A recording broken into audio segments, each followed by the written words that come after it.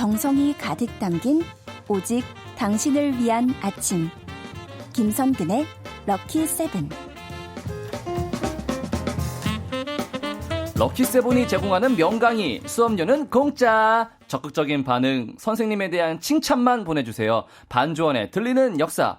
칭찬만 해드리면 2시간 연강도 거뜬 한국사 강사 반주원 선생님 어서 오세요. 네, 안녕하세요. 칭찬만 해드리면 2시간 괜찮으시죠? 아니, 누가 저희 집에다가 CCTV 다셨나 봐요. 도청도 하고. 예. 어떻게 하셨죠? 그러니까요. 네. 칭찬은 선생님을 춤추게 하니까. 아, 그럼요. 춤보다도요. 사실은 게시판에 제가 원하는 게 있다면 예. 칭찬은 길게. 그리고 혹시 단점이 있다면 마음속으로 잘 삭혀주셨으면 네. 얼마나 감사할까. 뭐 이런 생각은 들죠. 단점은 제가 다 지워버릴 네. 거예요. 감사합니다. 오늘 선생님에 대한 창의적이고 진심 어린 칭찬, 여기 정은지님처럼 반쌤 선녀인 줄 알았어요. 아, 과한데요. 예. 그렇다면 나무꾼은. 이런 칭찬들 네. 오늘 한번 기대해 보도록 하겠습니다. 네. 정말 선생님 오시면은 다들 이렇게 반겨주세요. 최인자님도, 네. 정미경님도, 박경숙님도 다들 우아한 선생님 어서 오시라고. 아, 너무 감사하고요. 네. 그리고 정말 제가 거짓말을 못하네요. 예. 네. 머리는 매일 아침에 하시나요? 이렇게 예, 물으셨잖아요. 그러니까요. 오늘 아침엔 감지도 못했습니다. 네. 어젯밤에 하지만 감았다는 거. 네. 네. 24시간에 한 번은 꼭 감는다는 거. 매일매일 감긴 하는 거네요. 그럼요. 네. 그러면 딱 깨끗하신 거죠. 감사합니다. 그렇습니다. 자, 수업 이제 해볼까요? 오늘 네. 주제는 뭘까요? 자, 오늘의 주제 절대 상상하실 수도 맞추실 수도 없을 겁니다. 네. 왜냐하면 제가 주제를 정할 때 보통은 그 주에 어떤 특별한 기념일이 있거나 맞아요. 또는 역사 속의 어떤 인물이나 아주 중요한 사건이 있었다면 맞아요. 그것들을 해드리죠. 예. 하지만 오늘 같은 경우는 절대 맞추실 수가 없는 게요. 네. 제가 그냥 우연히 문득 노래를 들었습니다. 들으려고 들은 것도 아니고요. 예. TV를 틀었는데 친구의 친구를 사랑했네. 참 오래된 노래잖아요. 근데 문득 생각이 들더라고요. 예. 이 기나긴 역사 속에 친구의 친구, 친구의 연인을 사랑한 사람은 또 얼마나 많았겠습니까? 그렇다면 한 번쯤은 네. 자, 아침 드라마는 또 이 막장 드라마가 이 네. 욕하면서 보는 재미가 있거든요. 예. 네. 그래서 오늘도 반주원의 들리는 역사는 이렇게 주제가 무궁무진해집니다. 자, 오늘의 주제 친구의 친구. 느낌 막 오긴 했거든요. 네. 설마. 다른 사람의 연인을 사랑했던 역사 속 삼각관계. 이거 들려드릴 텐데요. 네. 만약에 원하신다면 2부, 3부, 4부 네. 영원히 부부부 가능합니다. 제 생각에는 올 연말까지 삼각관계로 해도. 그쵸, 이 역사 속에. 너무너무 얼마나 재밌지 많겠습니까? 않을까. 대륙별로도 할 수 있겠죠. 너무 신기할 것 같아. 네. 너무 재밌을 것 같아요. 어떻게, 무슨 얘기로 시작해 볼까요? 자, 하지만 이제 오늘 아침엔 비가 오잖아요. 네. 또 이런 날은 클래식이죠. 예. 혹시 음악의 천재, 슈만. 슈만. 브람스. 네, 많이 들어보셨죠. 그렇죠. 자, 그런데 이들은 바로 역사 속 친구의 친구는 아니지만 네. 스승의 여인을 사랑했네 시리즈입니다. 차라리 친구의 친구가 네, 난데요. 그렇죠. 자, 사실 이 천재 음악가 슈만에게는요. 너무나 아름다운 아내, 이름도 아름답습니다. 네. 클라라가 있었습니다. 클라라. 벌써 이름부터가 클라라, 아름답게 생겼잖아요. 전형적인 아름다움이죠. 그런데 우리의 클라라는요. 심지어 얼굴뿐이 아니라 재능이 넘쳐났습니다. 어머나 세상에. 당대 최고의 여류 피아니스트여서요. 슈만이 작곡한 곡들은 모두 그녀의 손가락을 통해서 처음으로 연주되었고 또 세상에 등장해서 빛을 보게 되었죠. 거의 영혼의 파트너인데요. 네, 맞습니다. 그런데 이런 브람스를 너무나 동경했던 어린 음악가 슈만이 있었습니다. 네. 바로 이 슈만은요. 사실상 20살에 그러니까 슈만이 43살 때 이 브람스가 20살이었어요. 아, 브람스가 제자. 네, 23살 차이가 나는 거죠. 예. 그래서 본인이 너무나 존경했던 슈만을 어느 날 큰 마음, 용기를 내서 찾아갑니다. 그랬더니 슈만이 브람스가 작곡한 곡들을 보면서 야, 이건 천재다. 어떻게 이런 새로운 음악을 할 수 있을까? 네. 클라라, 나와서 당신도 이걸 좀 보세요. 여기서부터 문제가 시작이 된 거죠. 네. 그냥 혼자 보지. 그렇죠. 34살의 클라라. 네. 최고의 피아니스트였던 그녀는 어떤 곡인데요? 라며 방문 밖으로 얼굴을 내밉니다. 거기에는 14살 연하의 브람스가 앉아 있었죠. 그리고 클라라는 바로 그 즉석에서 슈만이 보여준 브람스의 그 악보를 보고 연주를 시작을 합니다. 반하겠네요. 자, 가뜩이나 한눈에 반했던 여인이 본인의 곡을 연주해내는데 그 섬섬옥수에서 너무나 아름다운 음악이 만들어지는 겁니다.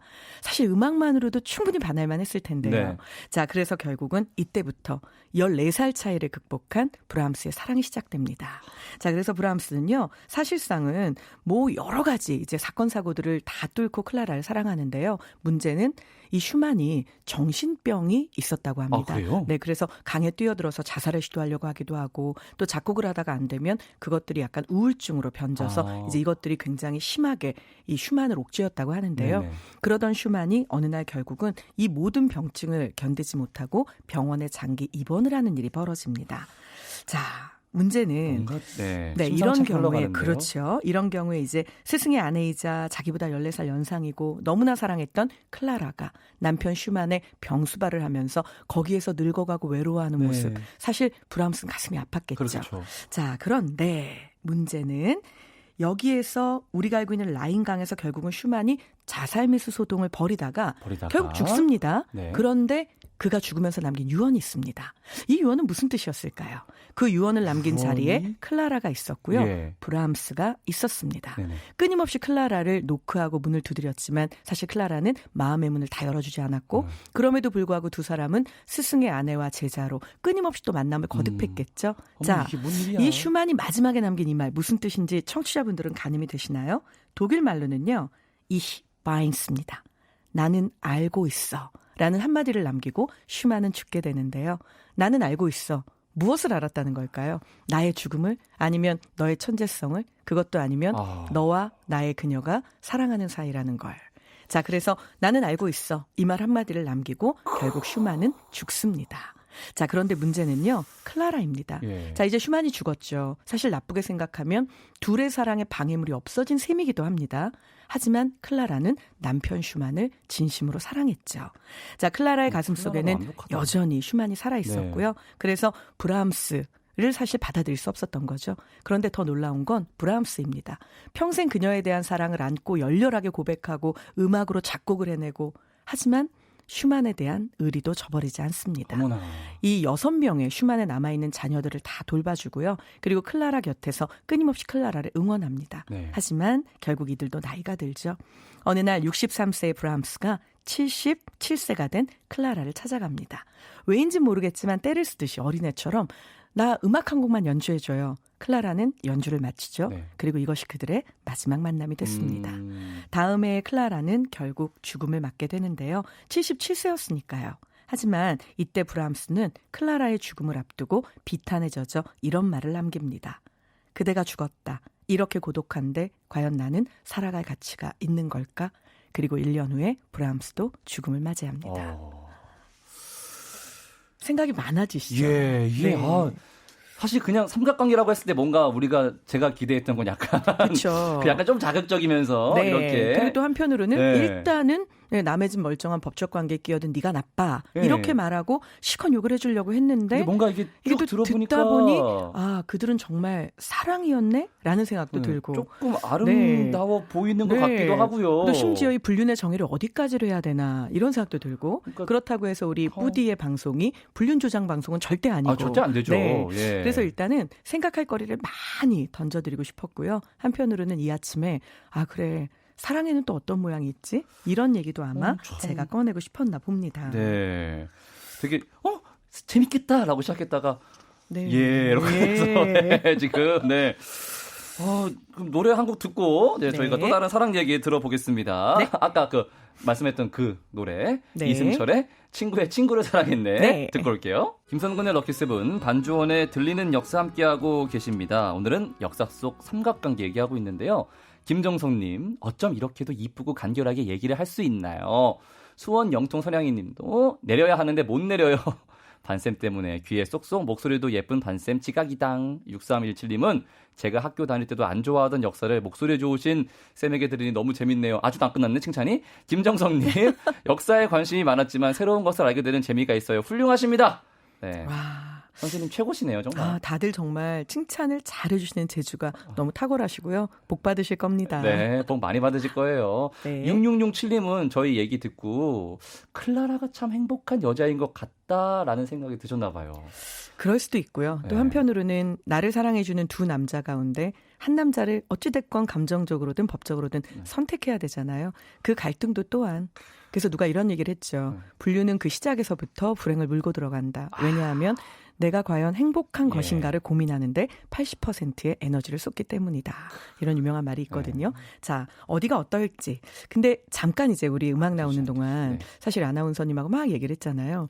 역시 분류는 치정이죠. 치정은 벌을 받아야 된다. 네. 막 이런 이야기. 분류는 치정이 있어야 돼요. 자, 그렇다면 지금 삼각관계. 들려드릴 이야기, 우리 뿌디의 요 마음을 싹싹 다 맞춰드릴 수 있는 그런 이야기일 겁니다. 삼각관계는 그런 게 있어야 네. 돼요. 예. 자, 바로 이탈리아의 작곡가였던 지아코모 푸치니에 대한 푸치니. 이야기입니다. 네. 네. 워낙 뭐 오페라의 오페라. 거의 네. 거왕이죠. 거왕. 그렇죠. 대왕이죠. 네. 자, 자, 그런데 이 푸치니 어마어마한 바람둥이에다가 엄청난 말썽꾸러기였다고 합니다. 예헤이. 자, 어느 정도로 말썽꾸러기냐면요. 우리 왜 파이프 오르간 교회에서 쓰잖아요. 네. 자, 이 무서운 파이프 거. 오르간에 있는 파이프를 떼다 팝니다. 그래서 그걸로 담배를 사서 폈다고 합니다. 어린 시절부터. 자, 뭐 하는 그런데 친구예요? 더 천재적인 건요. 네. 자, 파이프를 떼다 팔았죠. 네. 그럼 이제 교회에서 연주를 본인이 해야 됩니다. 설마? 네, 파이프 연주한 거 요거 빠진 부분은 소리가 안 날 거 아니에요. 네. 그 부분을 모두 피해가며 변조를 해서 완벽하게 누구도 눈치채지 못하는 연주를 끝마치곤 했다고 역시 하니까. 천재성은 낭비해야 제맛이죠. 천재성은 왜? 그래서 정말 낭비를 펑펑하고 있었던 이야. 거죠. 그런데 그의 친구의 친구를 사랑했네. 어머. 분류는요. 시작된 장소부터가 벌써 가슴이 아픕니다. 어디세요? 먼저 상황 배경을 볼까요? 예? 푸치니의 어머니가 돌아가셨습니다. 설마. 그래서 에이. 어머니의 부고를 접하고요. 푸치니는 고향으로 장례식을 치르기 위해서 내려가게 설마. 되는데요. 여기에서 정말 친했던 이의 친구 바로 나르시스코 제미냐니를 만납니다. 예. 그런데 그는요. 푸치니의 형편이 좋지 않은 걸 보고 마음이 아픕니다. 그래서 자신의 아내의 음악 수업을 푸치니에게 맡기게 되죠. 아이. 그런데 푸치니는 본인을 도와주기 위해서 사실 일거리를 어찌 보면 만들어서 지금 알바를 주고 있는 거잖아요. 억지로 도와준 건데 친구가. 그런데 그 친구의 아내와 바람이 납니다. 네. 자, 바로 이렇게 해서 그 친구의 아내였던 엘비라에게 한눈에 반해서 결국 성악 레슨, 피아노 레슨을 하면서 바람이 나는데요. 자, 이 두 사람은 어쨌거나 정말 좋은 의도를 가진 한 남자를 밟고 일어서서 실은 이 사랑이 시작이 된 거잖아요. 예. 자, 뭐 이 이후에도 푸치니는 어마어마한 바람을 피웁니다. 엘비라도 뭐 못지 않습니다. 자신의 자녀 중에 한 명을 데리고요. 그냥 무작정 이 가난한 푸치니를 따라서 부유한 남편을 버리고 떠나갑니다. 그 둘의 막 불꽃 튈 것 같은 사랑. 예. 처음에는 열정이었죠. 그래서 두 사람만 바라봐도 둘은 행복했습니다. 하지만 끊임없는 푸치니의 바람 행각이 실은 여인을 자각을 했겠죠. 그래서 이 자극과 자극 속에 여인은 더 이상 푸치니를 믿지 못하게 됩니다. 자, 그러던 중에 결국은 푸치니가 교통사고를 당합니다. 자, 입원을 했네요. 그런데 엘비라는 본인이 붙어 앉아서 이걸 모두 다 간병할 수 있는 상황이 안 된 겁니다. 그래서 16세 도리아 만프레드라는 꽃다운 소녀를 간병인으로 붙이게 되죠. 예. 자, 이 여인은 정말로 순수하게, 정말 소녀답게 정말 열심히 간병을 불안해지네요. 했습니다. 그런데 지금 불안하신 건 혹시라도 푸치니가 예. 이 16세 소녀와 무슨 일이 날까봐 불안하신 거죠? 그렇죠. 나지 않아서 오히려 이 불행이 더 커집니다. 아니 무슨 왜요? 뜻일까요? 아니, 왜 이래요? 자, 이 소녀는요, 5년이 지나서 20대에 접어든 네네. 꽃다운 처자가 됐겠죠.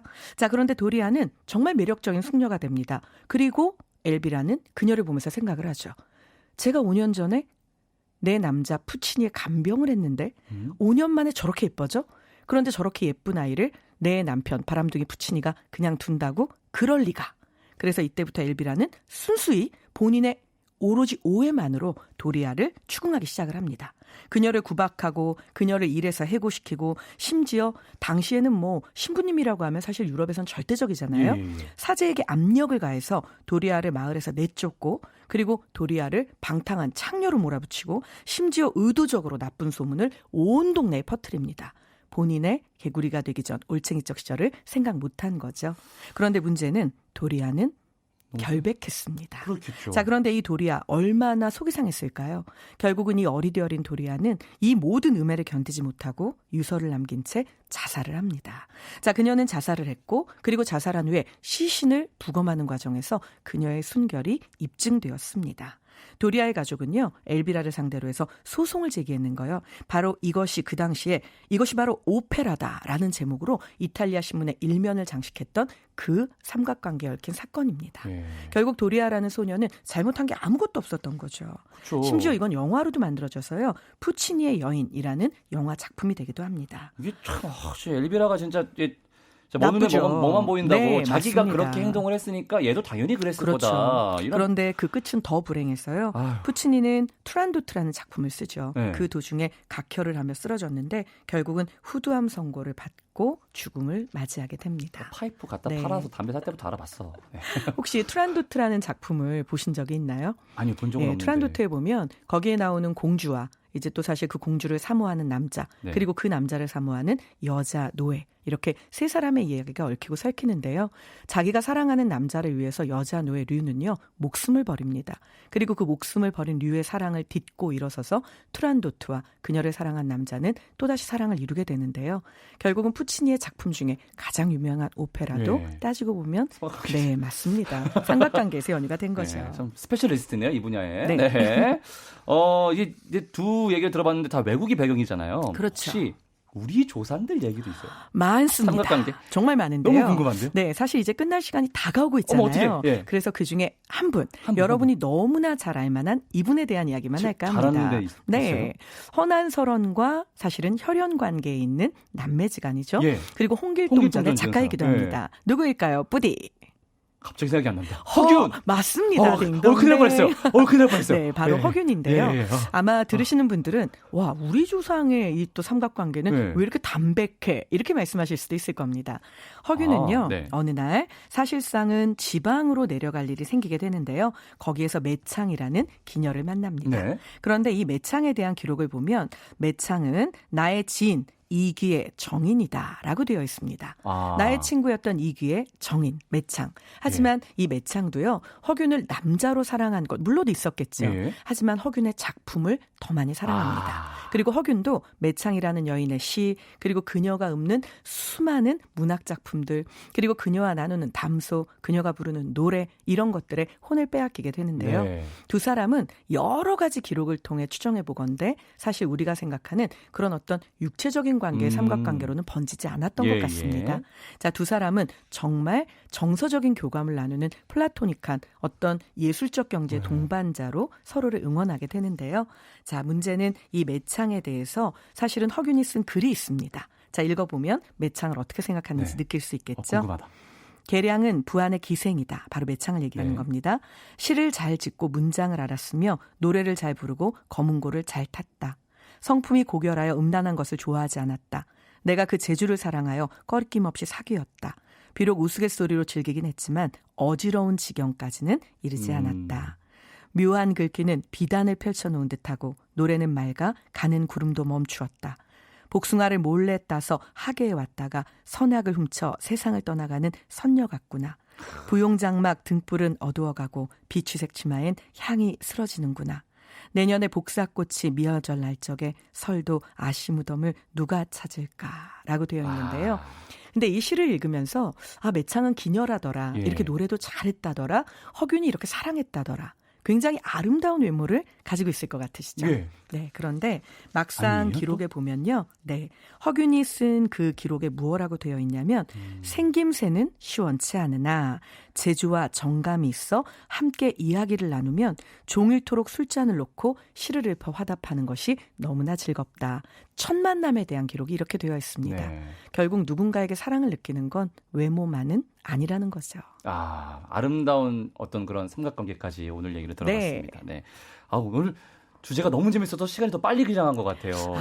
근데 참 아름다운 주제이긴 한데 또 이 삼각관계 한편에서 가슴 졸여야 됐던 또 다른 짝에게는 참 가슴 아픈 얘기기도 했겠죠. 네, 그 생각을 못 해봤네요. 네. 그래도 오늘 수업 너무 재밌게 잘 들었습니다. 선생님 고맙습니다. 네, 감사합니다.